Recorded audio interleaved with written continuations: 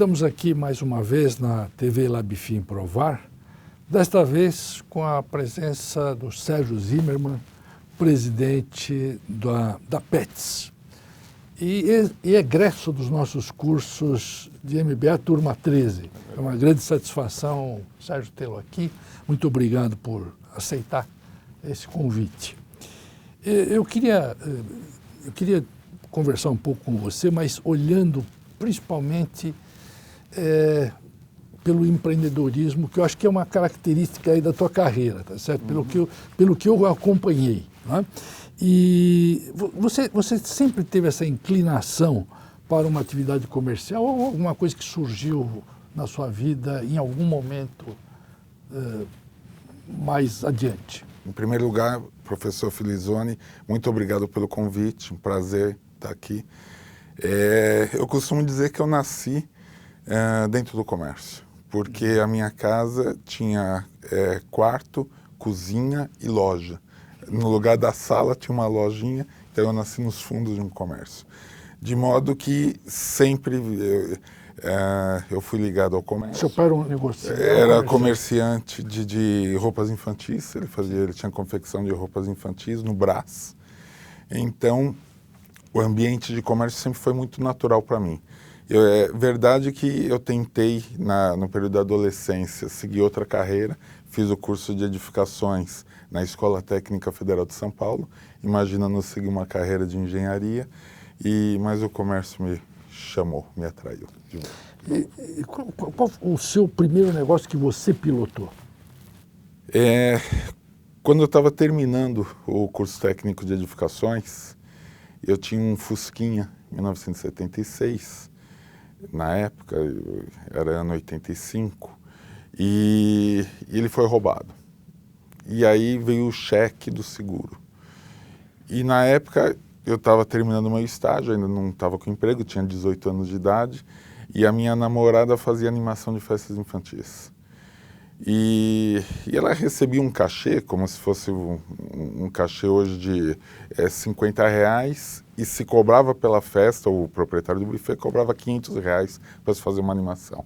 E olhando aquela situação e com aquele cheque na mão, eu fiz uma proposta de empreendedorismo para ela. Eu falei, Helena, vamos fazer o seguinte, ao invés de eu comprar outro carro com esse cheque, manda fazer uma roupa de palhaço para mim, faz uma roupa de Emília para você, o resto do dinheiro a gente coloca em anúncio no Shopping News e vamos abrir a nossa empresa de animação de festas infantis e a gente vai animar festas. E ela topou, ela saiu da empresa que ela trabalhava, fez as fantasias e assim nascia a Estrelinha Shows. Que ano foi isso? Foi em 1984, nasceu de uma maneira absolutamente informal. Eu era o palhaço Salsicha, ela era a palhaça Estrelinha e a gente fez inúmeras animações de festas infantis durante pelo menos 4, 5 anos. O negócio cresceu, rapidamente eu já estava contratando pessoas para ganhar R$50 e cobrando R$500. E nesse período a gente chegou a fazer mais de 4.000 festas. Então esse foi o primeiro negócio. Como é que surgiu na tua vida o negócio para os pets, para o mercado pets? Bom, tentando dar uma acelerada na história, a animação de festas infantis evoluiu para um buffet de festas infantis. Então tinha barraquinha de cachorro-quente, pipoca, algodão doce, pastéis. E teve a época lá do plano do Sarney, que faltou cerveja, faltou refrigerante. Eu comecei a ter muita dificuldade de conseguir refrigerante e cerveja para as festas, e isso me empurrou a abrir uma adega. Essa adega tinha o propósito de fornecer para o buffet e o excedente eu vendia para o consumidor. Só que aí depois passou a crise do refrigerante e cerveja, a adega virou um mercadinho. Do mercado nasceu um atacado de alimentos e perfumaria. Esse atacado durou 10 anos. Em 2001, ele tinha 600 funcionários, faturava na época 15 milhões de reais e eu tive o privilégio, na época, de quebrar. Eu digo o privilégio de quebrar porque o aprendizado que você tem numa situação dessa é enorme. Você aprende muito no momento da construção, mas aprende também muito mais no momento que o negócio desanda. Por que você quebrou? Eu acho muito interessante, porque normalmente as pessoas só contam o sucesso, não é? Por que você quebrou naquela época? A tentação de quando alguma coisa dá errado na vida é culpar alguém, né? Então você culpa bancos por causa da taxa de juros, culpa o governo por causa dos impostos, culpa fornecedores, culpa funcionários. Culpar alguém é sempre mais confortável, mas você não aprende nada. E aceitar os teus erros. O que eu procurei fazer, ao invés de ir na janela procurar culpados, eu fui no espelho procurar responsabilidades, ver onde eu errei. E eu cheguei à conclusão que um dos grandes erros que eu tive na gestão do atacado foi no momento que ele estava crescendo e começou a fazer água, a trazer resultados negativos, eu tinha que ter tomado medidas mais drásticas, mais duras, não tive a capacidade de tomá-las no tempo adequado. E isso me impeliu também a chegar à conclusão que toda a experiência prática que eu tinha era insuficiente. E isso linka por que eu voltei a estudar, e linka por que eu fiz a faculdade e logo depois a extensão do MBA em Varejo. Eu me convenci que a experiência sozinha não era suficiente. Você fez primeiro um curso de graduação em que Eu fiz um curso de graduação, porque quando eu terminei o curso da Federal, eu decidi não prestar nenhuma faculdade, eu fiquei no comércio. Cresci numa empresa no comércio só pela experiência e a grande conclusão que eu cheguei é que só experiência era insuficiente. Eu precisava do conhecimento acadêmico. E ter feito a graduação e logo em seguida a graduação ter feito o MBA da FIA foi o complemento perfeito para que desse certo o negócio seguinte. O que esses cursos agregaram na sua vida, além dessa prática que você tinha? O que é que, de fato, diferenciou? Quando você é um autodidata, quando você faz as coisas só pela experiência, você sempre tem uma insegurança de não saber se o que você está fazendo é a melhor forma, se isso está alinhado com as melhores práticas de varejo, se não existiria alguma outra forma de conduzir aquilo. Quando eu fui fazendo, na medida que eu fui fazendo o curso de varejo, eu fui, além da interação com os colegas, a interação com os professores, eu fui corrigindo o que não era a melhor prática, fui ratificando práticas boas que naturalmente eu já tinha, e aquilo me deu muito mais segurança profissional. Aquilo me deu muito direcionamento sobre quais passos eu deveria dar. Inclusive foi fundamental na própria negociação com o fundo de investimentos que mais para frente nós vamos conversar. Quer dizer, essa é uma coisa também, um divisor de águas na sua vida, né? Porque você passou de dono de um negócio que provavelmente era bem menor do que é hoje o que você tem, para o principal executivo, mas que tem que responder a alguém, né? Como é que foi essa transição? Essa experiência primeiro assim, o curso me fez passar de comerciante a executivo. Isso ajudou muito. Na ocasião, final de 2013, quando foi feito o negócio com um fundo de investimentos, eu tive uma certa facilidade na adaptação com a interação com o fundo, porque mesmo a empresa sendo familiar anteriormente, eu já havia me acostumado a trabalhar de forma compartilhada. Eu compartilhava decisão com os gerentes, compartilhava decisão com diretores, estimulava muito as arguições para a tomada de decisão. E a entrada do fundo representou, na verdade, um aprofundamento... Consolidação desse processo. Então, eu tive muita tranquilidade e aí, nesse caso, a falência que eu tive foi crucial para ajudar no processo, para não repetir os mesmos erros.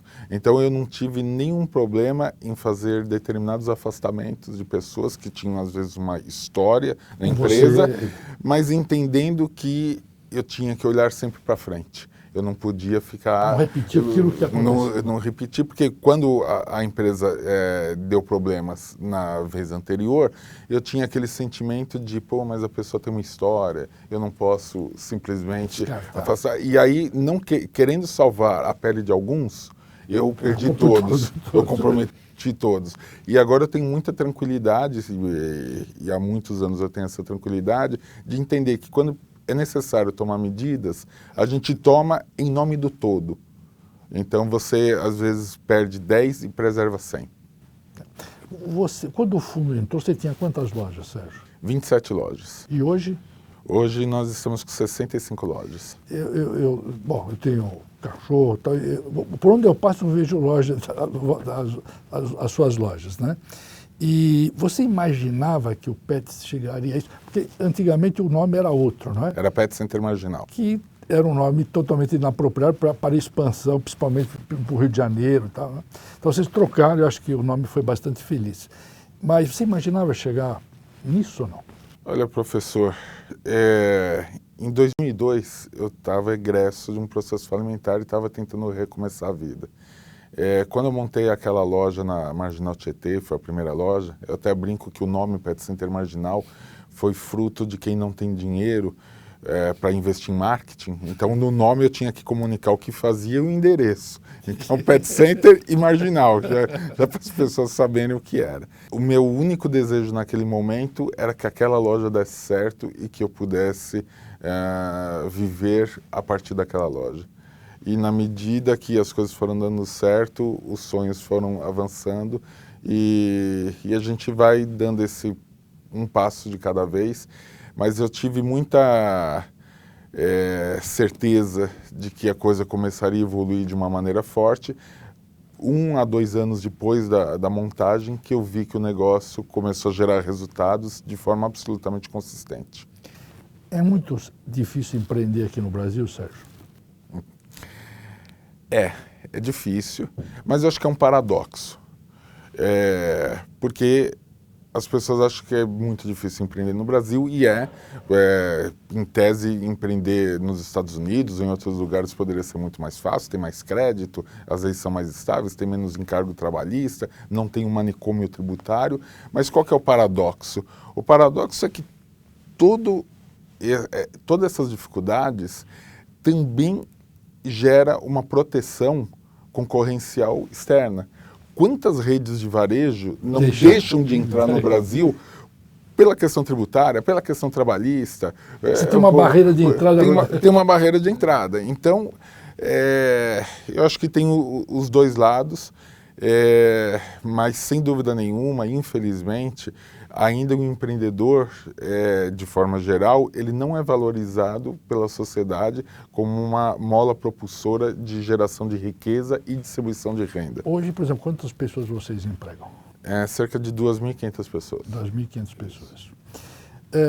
Olhando a tua trajetória, né, que é exitosa, né, quais foram as decisões que você considera que são essenciais para te trazer onde você está hoje? Na própria MBA, por indicação de um dos professores, eu li um livro que se chamava Seu Próximo Erro Será Fatal.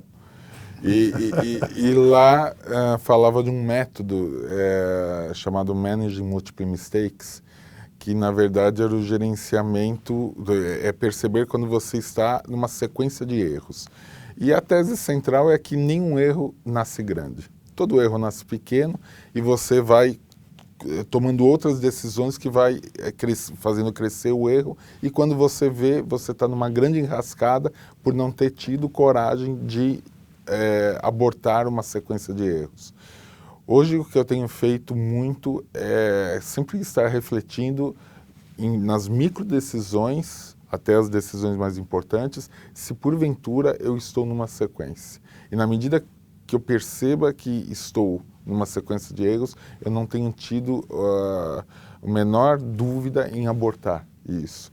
Então essa velocidade de tomar decisões é uma chave importante.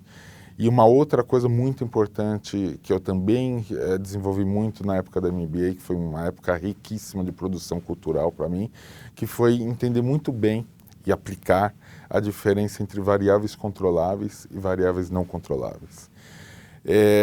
As não controláveis, políticas do governo, se um concorrente cresce ou não cresce, se um estrangeiro vai entrar ou não, eu não gasto energia com essas coisas, porque eu não tenho nenhum tipo de possibilidade de mudar.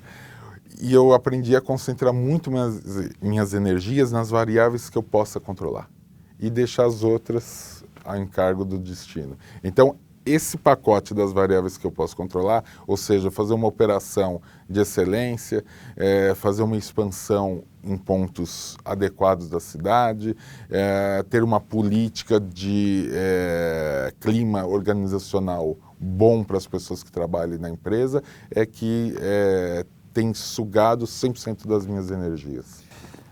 A sua história como empresário, como empreendedor, certamente é um exemplo aí para os nossos alunos, para os teus colegas que hoje estão cursando aí os programas do LabFim, do Provar.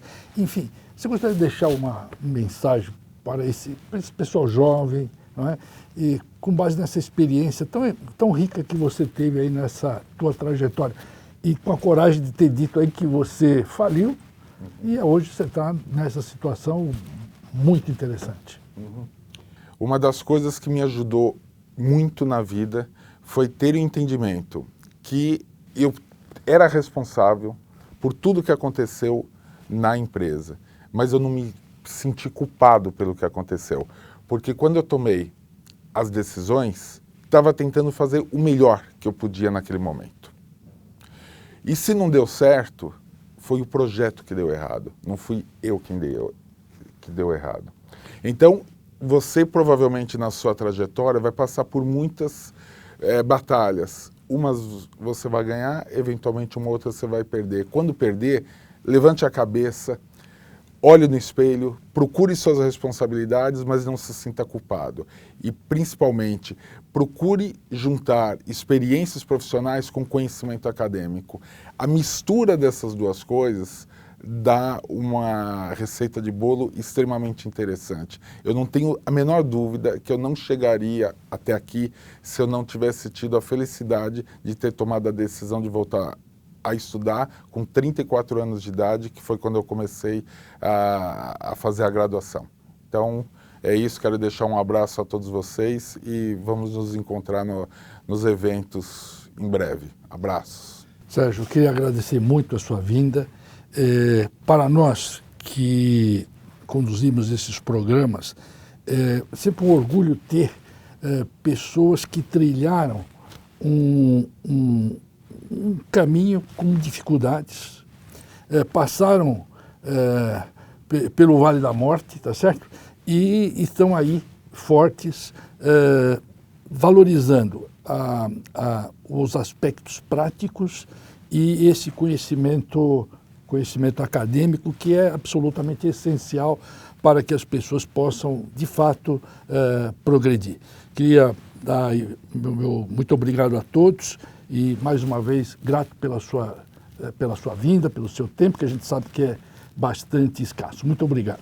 Eu quero agradecer mais uma vez o convite e lembrar mais um detalhe. Quando eu estava nas negociações com o fundo de investimentos, uma das grandes dúvidas que é natural que eu tivesse é se o fato de ter passado por um processo falimentar, se isso atrapalharia de alguma forma alguém que se prontificasse a ter um negócio junto. E felizmente eu descobri, e com todos os fundos na época que eu conversei, que ter tido um processo falimentar, além de não tirar valor, criava valor na relação, porque os gestores, no geral, têm essa visão de que quem passou por um processo desse está mais temperado na vida. Isso eu acho que na saúde, quando você sofre, por exemplo, uma doença que é um vírus, tal, o teu organismo todo está mais preparado para responder ao próximo. Eu acho que foi o que aconteceu com você. Exatamente. Parabéns aí pela sua trajetória. Muito obrigado por ter vindo. Obrigado pelo convite mais uma vez.